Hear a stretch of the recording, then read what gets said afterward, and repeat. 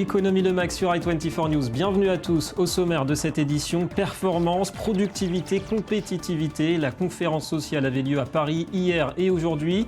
Le gouvernement veut renforcer son action autour du pacte de responsabilité. Entre la détermination du président et le boycott de plusieurs syndicats, le dialogue social se durcit. Lionel Friedfeld sera avec nous. Et puis séance évasion avec ce nouveau concept, le droni. Comme son grand frère le selfie, il s'agit de se photographier, mais cette fois depuis les airs. Et pour ça, une start-up française offre les services d'un mini-drone. Elle est parvenue à lever, vous le verrez, $1 million. Rendez-vous dans quelques minutes. Voilà pour les titres, merci d'être avec nous. On commence par l'essentiel de l'actu économique du jour en images, avec d'abord la réunion hier à Bruxelles de l'Eurogroupe. Les ministres des Finances des 18 pays de la zone euro débattaient notamment autour des options qui laisseraient aux États membres plus de souplesse, de flexibilité dans les règles budgétaires, s'affranchir au moins en partie de l'austérité, le tout pour stimuler enfin la croissance. La croissance, un impératif reconnu par le ministre allemand des Finances, même s'il rappelle une fois de plus que la rigueur budgétaire doit rester de mise. Nous voulons faire plus pour stimuler l'investissement et la croissance, c'est très clair. Mais ça ne doit pas être une excuse pour ne plus faire ce qui est nécessaire. C'est toujours le danger avec les structures européennes complexes, de ne pas avoir le bon système d'incitation. C'est pourquoi les gouvernements et les parlements nationaux ne prennent pas de décisions impopulaires, qui sont nécessaires. Nous ne pouvons pas permettre que cela se produise, mais nous devons aussi stimuler la croissance et lutter contre le chômage. Un mardi marqué par un grand nombre d'indicateurs sur le commerce extérieur et décidément rien ne s'arrange sur ce front pour la France. Nouvelle dégradation en mai pour les déficits commerciaux à 4,9 milliards d'euros. Les importations progressent encore, 40,9 milliards, bien aidées, il faut le dire, par le pétrole. Du coup, la comparaison avec l'Allemagne est cruelle puisque Berlin affiche sur la même période un excédent commercial, 19 milliards d'euros. Alors sachez aussi que le déficit commercial du Japon, même s'il diminue, atteint toujours 4,9 milliards d'euros, comme la France du reste. Retour sur terre pour Samsung Electronics, le géant sud-coréen qui annonce aujourd'hui un plongeon de son bénéfice d'exploitation au deuxième trimestre, moins 25% sur un an. Il s'agit de résultats provisoires. Samsung explique ce ralentissement par la concurrence chinoise sur le marché des smartphones avec des produits moins chers mais performants. Et puis la vigueur du won sud-coréen pénalise les résultats de Samsung à l'export.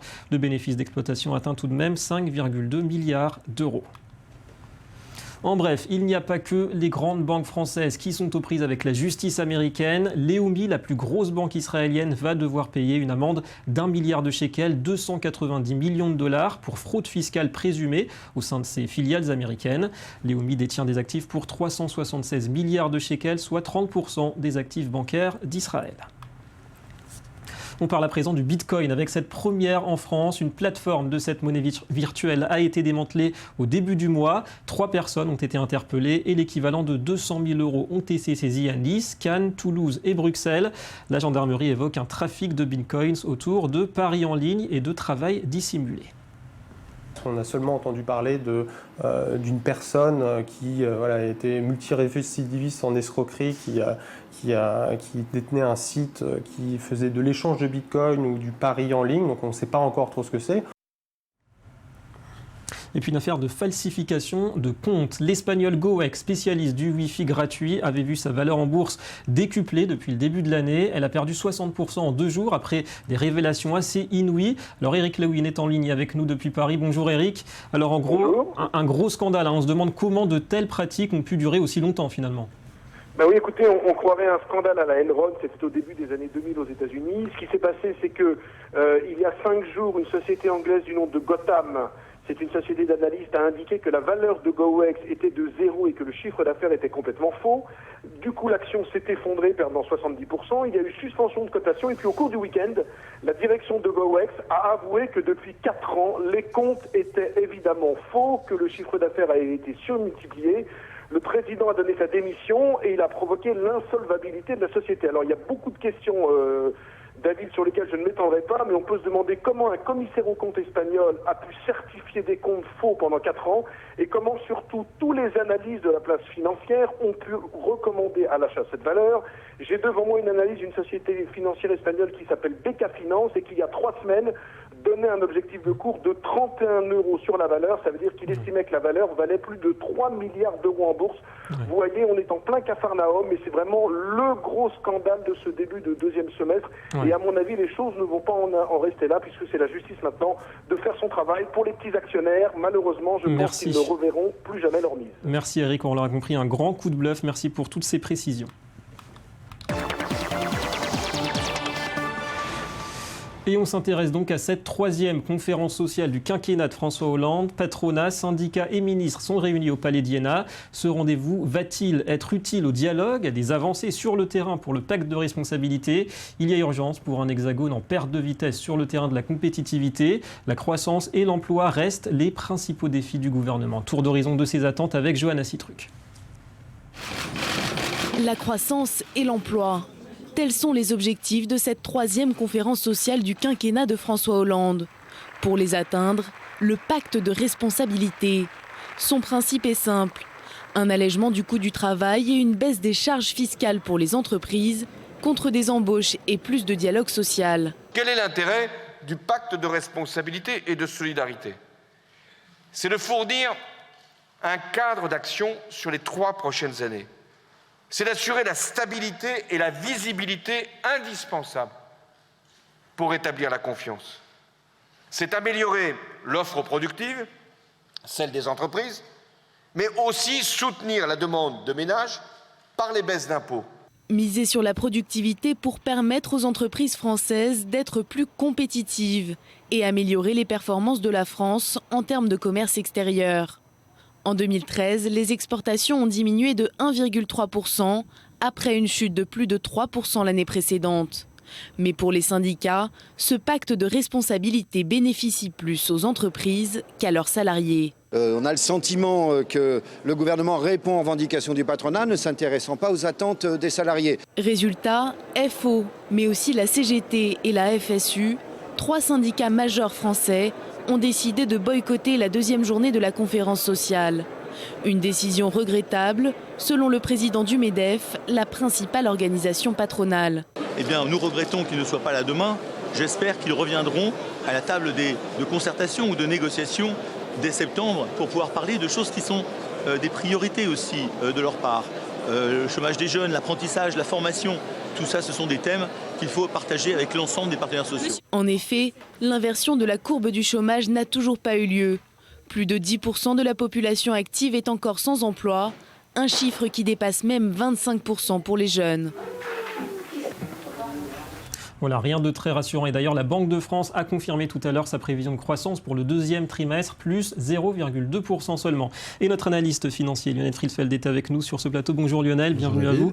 Alors d'abord, votre avis sur ce climat social en France, cette conférence sociale, est-ce que c'est le genre d'événement qui peut vraiment faire avancer les choses? Alors ça pourrait effectivement, si en fait il y avait un dialogue en termes institutionnels entre le gouvernement, le MEDEF et les organisations syndicales, mais on l'a vu, viennent de fermer la porte de cette conférence sociale et donc le dialogue est dit possible, voire impossible. Ouais, donc une preuve de plus que les réformes, c'est difficile à faire passer en France. On ne peut pas réformer aujourd'hui en France et c'est ce qui provoque notamment une perte de compétitivité. Ouais. Alors justement, d'après vous, où en est la France en matière de compétitivité, en productivité, innovation, présence aussi sur les grands marchés? Est-ce qu'il faut s'inquiéter aujourd'hui? Il y a toujours des exemples intéressants, mais on le voit récemment, l'américain General Electric qui a racheté une partie de la branche d'Alstom. Ça prouve bien effectivement que les grands groupes français ne sont pas vraiment au firmament de l'économie internationale et c'est surtout la concurrence, l'Asie, les États-Unis, vraiment qui dame le pion aujourd'hui à la France. Alors Lionel, on va parler, si vous voulez bien, de l'Allemagne. À l'inverse, on a l'impression que l'Allemagne est en train de creuser l'écart au niveau de la performance économique, à commencer par la croissance, et puis ce matin, on a vu le commerce extérieur.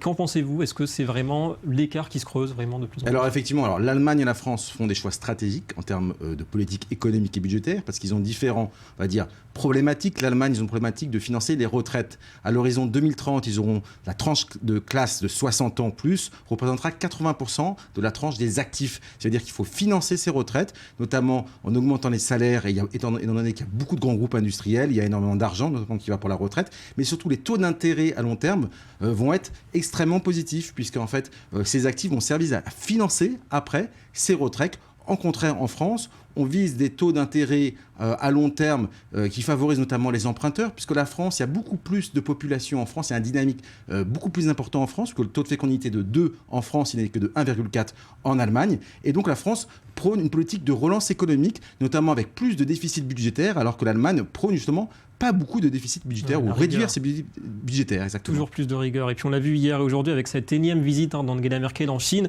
L'Allemagne a pris un petit peu d'avance quand même sur ces marchés émergents, à commencer par la Chine.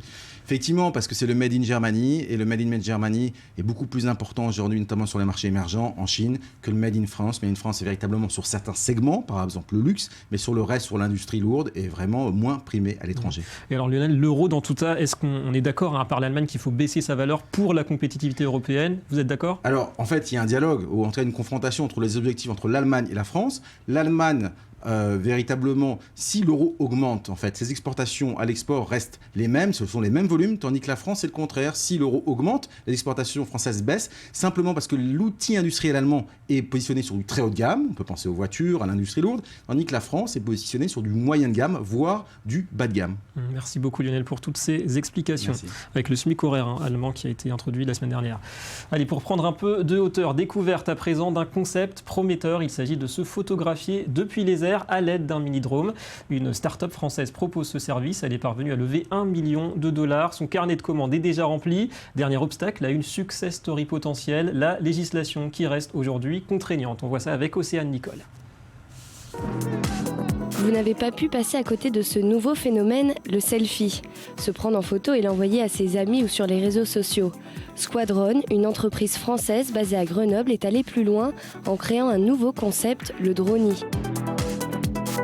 Se basant sur le succès de la mini caméra GoPro, ces drones capables de filmer leurs utilisateurs en plein exploit sportif font fureur. En 17 jours, la start-up française a levé plus d'$1 million sur la plateforme de financement participatif Kickstarter. Squadron avait rassemblé $50 000 en 37 minutes. On ne s'attendait pas à aller aussi vite, on ne s'attendait pas à aller aussi haut non plus dans la campagne. Donc d'un autre côté, ça nous pousse encore plus à aller plus loin, à offrir plus de fonctionnalités. Ça nous pousse parce que ça montre qu'il y a réellement un marché.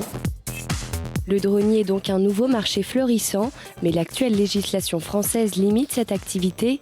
Seule une autorisation préfectorale peut permettre le survol des agglomérations.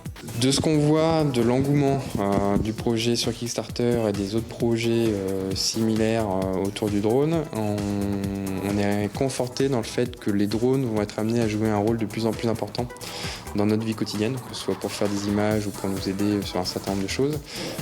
Donc on va être amené à avoir de plus en plus de drones et la législation telle qu'elle est faite aujourd'hui est contraignante et va être amenée à évoluer pour pouvoir répondre à ces demandes.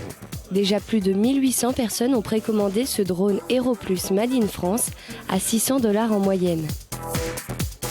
Le palier des 2000 commandes devrait être atteint le 15 juillet prochain, alors que ce drone n'est qu'au stade du prototype.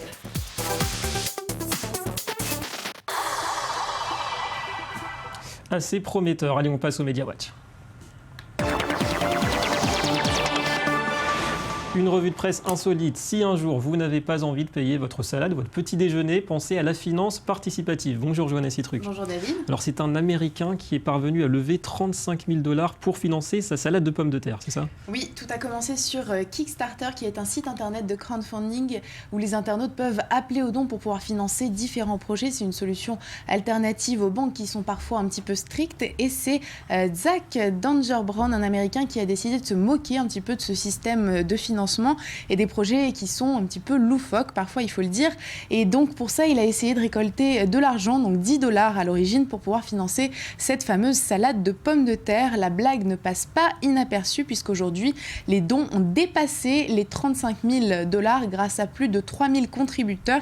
Et ce n'est pas terminé puisque la quête dure encore 25 jours. Alors on poursuit avec un classement des livres de l'été, un classement assez particulier, c'est ça? Oui, ça y est, c'est les vacances. Tous les journaux, tous les magazines font leur classement des meilleurs livres de l'été. Et celui qui tire son épingle du jeu, c'est le Wall Street Journal, puisqu'il a classé les best-sellers les plus vendus, mais aussi les moins lus, en tout cas pas en entier. Résultat, le livre qu'on a le moins de chances de terminer, c'est Le Capital au XXIe siècle de l'économiste français Thomas Piketty. L'ouvrage est à la mode, donc tout le monde veut se le procurer. Le problème, c'est qu'il faut quand même maîtriser un minimum l'économie pour lire ces quelques 700 pages sur le capital et les inégalités. limité. Donc finalement, un peu plus de 2% de ceux qui l'achèteront le termineront. En tout cas, l'essentiel pour les libraires et sans doute ailleurs. Alors Johanna, on parlait hier du Tour de France, un business qui est juteux, qui est rentable en tout cas pour les publicitaires, mais pas pour les principaux acteurs, à savoir les coureurs. Oui, que ce soit les organisateurs de la course, les villes, étapes ou les compagnies qui suivent le Tour de France, tout le monde est gagnant. Finalement, ce sont les coureurs qui sont les moins bien lotis, puisqu'au total, les 198 participants ne reçoivent que 2 millions d'euros, pas chacun évidemment, ils doivent se partager cette somme. Le vainqueur empoche 450 000 euros, le deuxième 200 000 euros, le troisième 100 000 euros et après ça dégringole de la 90 à la 160e place, ils n'ont que 400 euros. Bonne chance à vous. En tout cas, merci beaucoup Johanna et à demain. À demain. Et c'est tout pour cette édition. Merci à vous de nous avoir suivis. Économie Le Mag revient demain sur i24 News. Le Qatar et le Brésil notamment seront au programme et l'info revient tout de suite. Restez avec nous.